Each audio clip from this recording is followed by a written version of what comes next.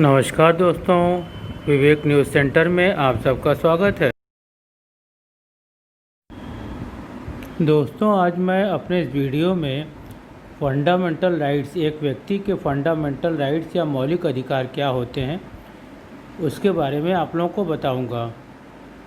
तो fundamental rights वो होते हैं जिसमें व्यक्ति या पर्सन, जैसे एक व्यक्ति कोई भी हो गया, के जीवन जीने के जो मौलिक अधिकार हैं उसको जीवन जीने के अधिकार को ही मौलिक अधिकार कहते हैं। इसके अंतर्गत अभिव्यक्ति की स्वतंत्रता, घूमने फिरने का अधिकार ये होता है और कई अधिकार इसके अंतर्गत आते हैं। किसी व्यक्ति के मूल अधिकार को पब्लिक या गवर्नमेंट कोई नहीं छीन सकता। इसे अमेरिका के संविधान से भारत के संविधान में लिया गया है और संविधान के भाग 3 में इसको जगह दी गई है। जब आप कॉन्स्टिट्यूशन के संविधान का भाग 3 खोलेंगे तो उसमें इसको जगह मिली है और आर्टिकल 12 से लेके आर्टिकल 35 तक इसका उल्लेख है कि हर आर्टिकल में कैसे कैसे आपके मौलिक अधिकारों को, कौन कौन से मौलिक अधिकार आपको दिए गए हैं और उनसे उनकी कैसे आपकी रक्षा होती है, कैसे उन मौलिक अधिकारों पर प्रतिबंध लगता है। ये सब सारे आपका आर्टिकल 12 से लेके आर्टिकल 35 तक दिया गया हुआ है। यहाँ एक बात दोस्तों सबसे ज़रूरी और महत्वपूर्ण है कि मूल अधिकार को कुछ समय के लिए राष्ट्रपति देश के में जब इमरजेंसी लगती है तब कुछ समय के लिए राष्ट्रपति सस्पेंड कर सकता है। उदाहरण के स्वरूप जैसे चाइना या पाकिस्तान देश पे हमला कर दे या कोई और इमरजेंसी आ जाए तो राष्ट्रपति कुछ समय के लिए व्यक्ति के, पर्सन के मौलिक अधिकारों को सस्पेंड कर सकता है।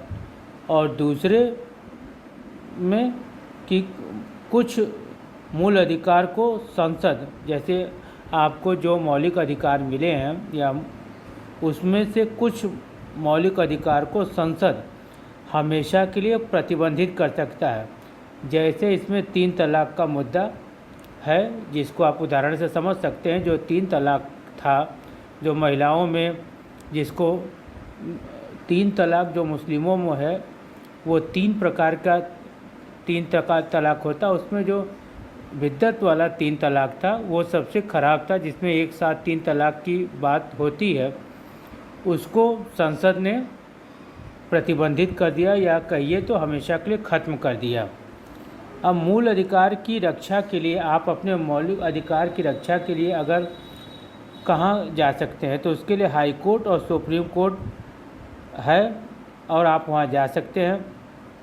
जैसे आपने कोई सरकार के विरोध में आंदोलन किया और गवर्नमेंट ने आपको जेल कर दिया, तब आप अपने मूल अधिकारों की रक्षा के लिए हाई कोर्ट या सुप्रीम कोर्ट जा सकते हैं।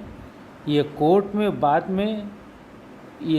में आपका वाद योग्य भी है, मतलब कोर्ट इसको एक्सेप्ट करेगी आपके मौलिक अधिकारों के पिटीशन को, और फोर्सेबल या परिवर्तनीय योग्य भी है, मतलब कोर्ट इस पर ऑर्डर भी करता है या इसके आदेशों को इम्प्लीमेंटेशन भी कराता है या उसका क्रियान्वयन भी कराता है। अब मैं आपको बताता हूँ आर्टिकल 12 में क्या होता है। तो आर्टिकल 12 में मौलिक अधिकारों की परिभाषा दी गई है। किसी व्यक्ति का मूल अधिकार आप छीन नहीं सकते, लेकिन समाज और कानून का राज ढंग से चलाने के लिए राज्य सरकार या केंद्र सरकार या लोकल अथॉरिटीज़ को कुछ पावर दिए गए हैं। उन पावर्स में आपके मौलिक अधिकारों को वो छीन सकते हैं। अब इसमें स्टेट या जो शब्द इस्तेमाल हुआ है वो कॉन्स्टिट्यूशन के हिसाब से स्टेट हो गया कि राज्य सरकार या केंद्र सरकार, और लोकल अथॉरिटी में जैसे आपकी ग्राम पंचायतें हो गई या कोई और अथॉरिटी हो गया। और प्रतिबंध में कुछ उदाहरण ले लीजिए, जैसे आपके बिजली के बिल ही है। अब बिजली बोर्ड होता है।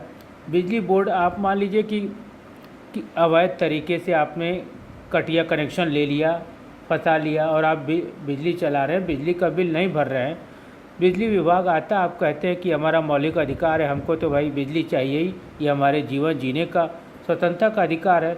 तो यहाँ पे बिजली बोर्ड को या इलेक्ट्रिसिटी बोर्ड को ये अधिकार है कि वो आपके अवैध कनेक्शन को बंद करे और आपको उसके तहत जेल करे और आपको कहे कि आप वैध कनेक्शन लें। इस तरीके के तमाम उदाहरण हैं जिसके तहत आपके मौलिक अधिकारों को रोका जा सकता है। आर्टिकल 13 क्या कहता है? अल्पीकरण। अल्पीकरण का मतलब होता है आप आज़ाद हो, मतलब आप फ्री है, स्वतंत्र है, लेकिन वो आपकी आज़ादी वहीं तक है जहाँ से दूसरे की आज़ादी को नुकसान नहीं पहुंचता हो, और या कोई आप ऐसा असंगत कार्य नहीं करते हैं जिससे दूसरे के मौलिक अधिकार को या उसके स्वतंत्रता को नुकसान पहुंचता हो। अगर आप ऐसा करेंगे तो आर्टिकल 13 के तहत आपका मूल अधिकार खत्म हो जाएगा। आर्टिकल 14 क्या कहता है? तो आर्टिकल 14 कहता है कानून के समक्ष सभी लोग समान हैं, मतलब चाहे वो चपरासी हो, चाहे देश का प्रधानमंत्री हो, चाहे वो छोटे जात का व्यक्ति हो, चाहे बड़ी जात का हो, सभी लोग कानून के समान के नज़र में समान है। कानून सबको एक दृष्टि से देखता है, कानून के लिए कोई ऊंचा नीचा नहीं है।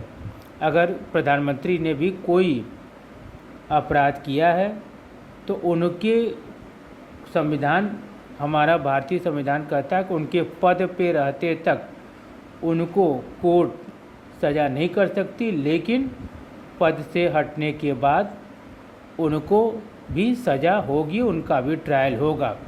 तो ये हमारी भारतीय संविधान की ताकत है और हमारे संविधान बनाने वालों ने इस मुद्दे पे काफ़ी बहस किया था, डॉक्टर राजेंद्र प्रसाद ने और भी डॉक्टर भीमराव अंबेडकर जी ने।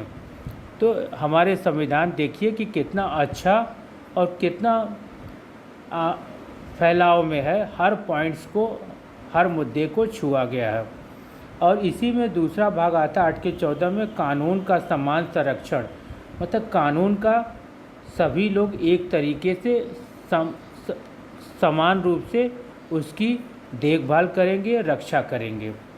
अब आर्टिकल 15 क्या कहता है? आर्टिकल 15 कहता है कि सरकार किसी से भी धर्म, जाति, वंश, लिंग, जन्म स्थान के आधार पर कोई भेदभाव नहीं कर सकती है। अब धर्म के आधार पर, जैसे भाई हमारे देश में विभिन्न धर्मों के लोग रहते हैं, तो आप ये नहीं कर सकते कि भाई आप हिंदू, आप मुसलमान है, सिख है, ईसाई, इसके आधार पर आप कोई भेदभाव नहीं कर सकती। अगर करती है तो आप आर्टिकल 15 के तहत कोर्ट, हाई कोर्ट या सुप्रीम कोर्ट जा सकते हैं।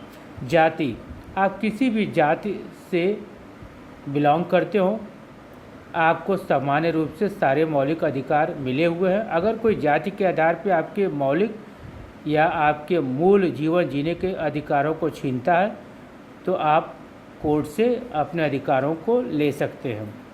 वंश, वंश के आधार पर जैसे बहुत से लोग, महाराजा सिंधिया ही थे, इन्होंने अंग्रेज़ों का साथ दिया था स्वतंत्रता के पहले, स्वतंत्रता के बाद, लेकिन आज भी स्वतंत्रता के बाद इनको अनादर नहीं हुआ, बल्कि इनको आज भी सिंधिया परिवार को काफ़ी रेस्पेक्ट और आदर मिलता है। इनको सिंधिया राज परिवार ही कहा जाता है। लिंग, लिंग के आधार पे कि आप लड़की हैं, आप लड़का हो, आप ट्रांसजेंडर हो, इसके आधार पे कोई भी किसी के मौलिक या जीवन के जो मूल अधिकार है उससे उसको स्वतंत्रता का अधिकार नहीं छीन सकता। और जन्म स्थान के आधार पर, जैसे कोई कह दे कि भाई आप यूपी से हैं, आप बिहार से हैं, जैसे आप महाराष्ट्र में, मुंबई में खास करके देखते होंगे कि वहाँ पे बिहार वाले या यूपी वालों के साथ ये भेदभाव काफ़ी होता है कि आप यूपी के रहने वाले हैं। तो अगर कोई ऐसा करता है तो आप कोर्ट जा सकते हैं। कोर्ट में अगर सबूत आपके पक्ष में है तो कोर्ट आपके मौलिक या जीवन जीने के जो मूल अधिकार हैं उसकी रक्षा करेगा और आपके पक्ष में फैसला देगा। इसी के साथ दोस्तों मैं ये समझता हूँ कि आप फंडामेंटल राइट्स या एक व्यक्ति के जीवन जीने के जो मूल अधिकार हैं उसको आप समझ गए होंगे। इसी के साथ मैं वीडियो बंद करता हूँ। अब आपसे मुलाकात दूसरे वीडियो में होगी। और दोस्तों, अगर आप लोग को ये वीडियो पसंद आई हो तो आप इसे लाइक करें, सब्सक्राइब करें और अपने दोस्तों में शेयर करें। कमेंट सेक्शन में जाके अपने कमेंट दें। अगर आपको कुछ और भी जानकारी या कोई अपना व्यूज़ देना हो तो कमेंट सेक्शन में जाके आप दे सकते हैं। इसी के साथ दोस्तों, जय हिंद, जय भारत।